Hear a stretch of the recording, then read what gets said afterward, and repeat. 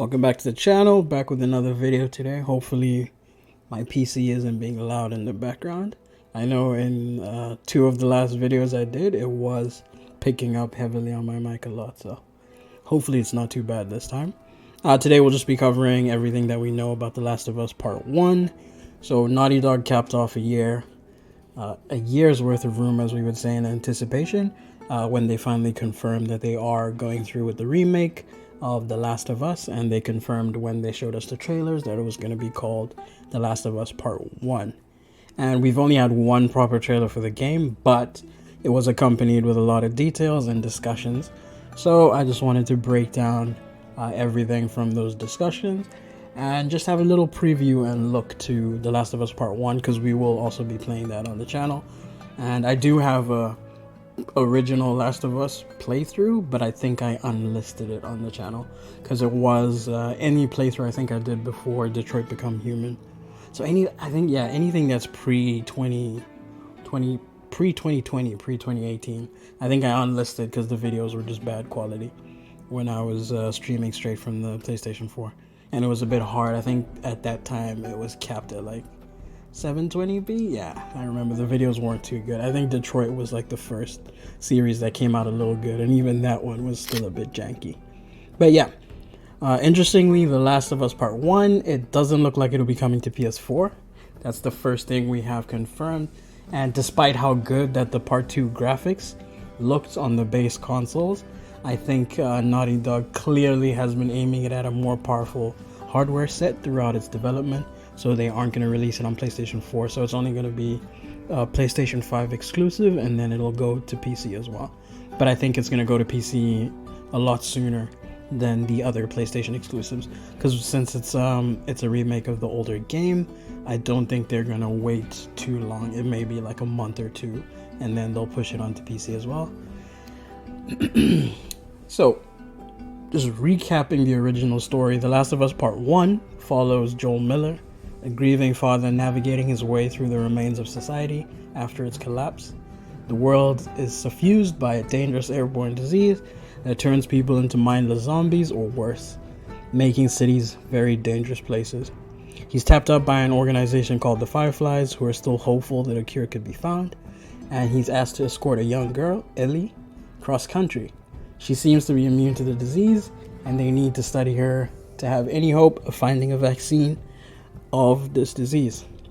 As for the players, we take control of Joel for most of the game as he tries to find his way through cities and countryside on his way to go meet the Fireflies. And at times, he encounters raging hordes of infected, nefarious humans looking to exploit the chaos of the new world for their own personal gain. And we know it's a harrowing tale, and one of the most expressively told in all of gaming, full of moral quandaries and shades of grey, leading wonderfully to the masterful sequel that we saw, which was The Last of Us Part 2.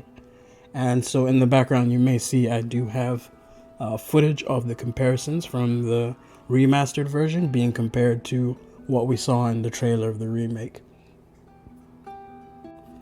Some of the moments are absolutely identical in their framing and delivery, with the only difference being marked in improved visual fidelity and facial animations. But some of the moments we do see that there is a distinct difference or slight change to the scene. And Neil Druckmann himself said that the developers were able to use the original motion capture data to get far close to the real life performances that they captured. And you can see the benefit already in the snippets on that, including in clear detail when we saw the comparisons of Tess, Joel, and some of the other characters. Where more differences will be noticed is in the gameplay, where things should feel a lot more like The Last of Us Part 2 in terms of the fluidity, the animation quality, the movements and everything. So we're basically going to get the gameplay that we had in The Last of Us Part 2 getting put into The Last of Us Part 1, because the gameplay of the original Last of Us was slightly outdated. It was still very good gameplay, but once we saw what they could do with Part 2, I think immediately as soon as Part 2 released, everyone was yearning to be able to just get that gameplay. Even if that was the only thing that they were going to change, getting that gameplay simply on The Last of Us Part 1 would have been a win in any way. And this also means that the enemy AI will be a lot more sophisticated, and could actually become a lot more interesting in terms of some of the engaging fights that we saw. And we don't know whether yet Naughty Dog has changed any sequences in terms of the processes. For example, tackling one of the few criticisms of the first game by redesigning some of the ladder and raft puzzles. We don't know if they're going to redesign some of that. For now, though, we're assuming that everything is going to be unchanged. And we can also see from the trailer that, like in the remastered package, the game will include the Left Behind DLC that flashed back in Ellie's life to show a formative moment in her growth. During the promotional campaign of The Last of Us Part 1, Naughty Dog stressed how the PS5 remake is the definitive version of the story. There's little surprise that the excellent Left Behind DLC will be included within the experience, while it remains to be seen if the expansion will be incorporated into the single-player narrative directly. Players can look forward to the experience of the Ellie and Riley story built into the original story. Now, beyond storytelling prowess, Naughty Dog has developed a reputation for creating highly detailed environments. Some of the studio's work in Uncharted 4 is still held up as the most believable and lived-in locations in gaming. It won't come as a shock to players that The Last of Us Part 1 will include some equally impressive environmental design, as demonstrated by the dilapidated mall that we got to see from in Left Behind with the Ellie and Riley story. Since the rumors of the remake, many have questioned why Naughty Dog would revisit the original game. It's not even a decade old, and when it first launched, it truly pushed the PlayStation 3 to the limits before being remastered on PS4 just a year later. And having recently replayed the version, it holds up really well, especially the multiplayer. People are still playing factions to this day, and the story is no less impactful or gut-punching, so why go back and mess with such an all-time great? Is something a lot of people are asking. But we know, being such a commercial and critical success, this series has become a flagship for the PlayStation. So not only is there the HBO series coming up, they're also following it up with The Last of Us Remake. So Sony and Naughty Dog are building their biggest multiplayer game to date as well, because they're going to release a follow-up to Factions, but it's going to be a standalone game. There will be further details released about that.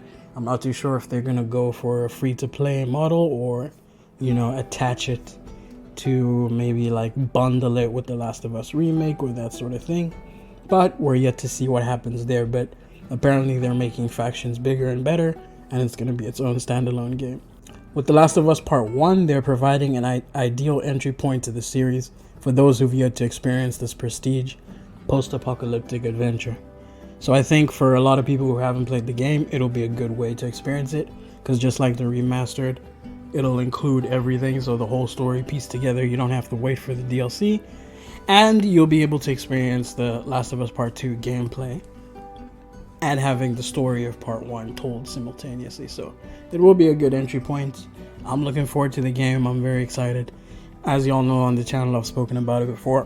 One of my all-time favorite games. So it will be a good year this year. We get to play that again. We'll also play The Devil in Me, which is coming out.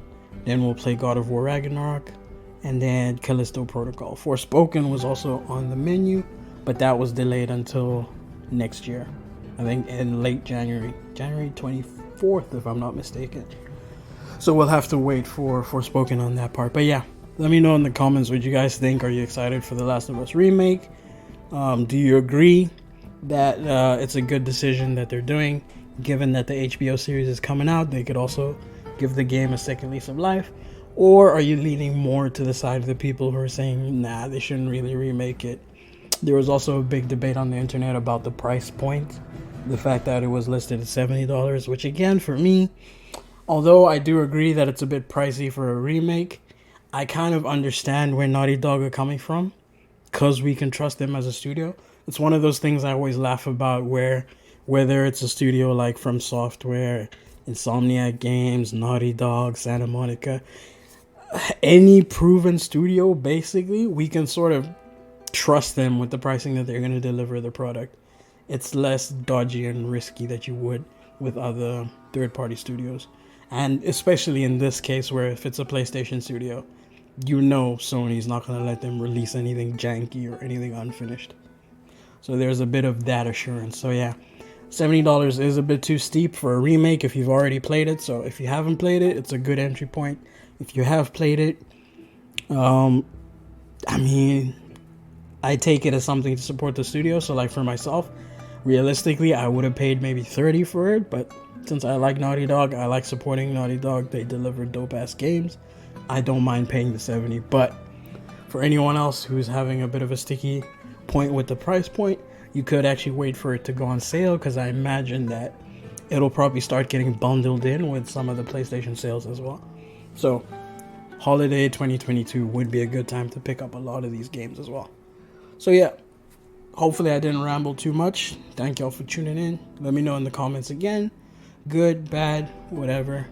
Hope everyone has a dope ass day. Peace out.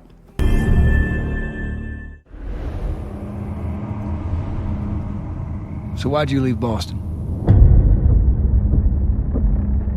I've been on quite the adventure, little brother. I reckon it's got something to do with that girl. It's got everything to do with that little girl.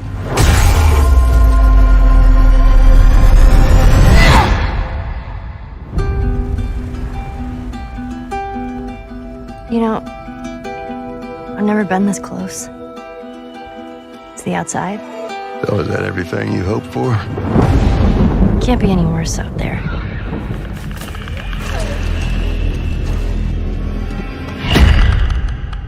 Can it? Once upon a time, I had somebody that I cared about. And in this world, that's good for one thing. Get you killed. I can take care of myself. How many close calls have we had? I get into trouble down there. You make every shot count. I got this.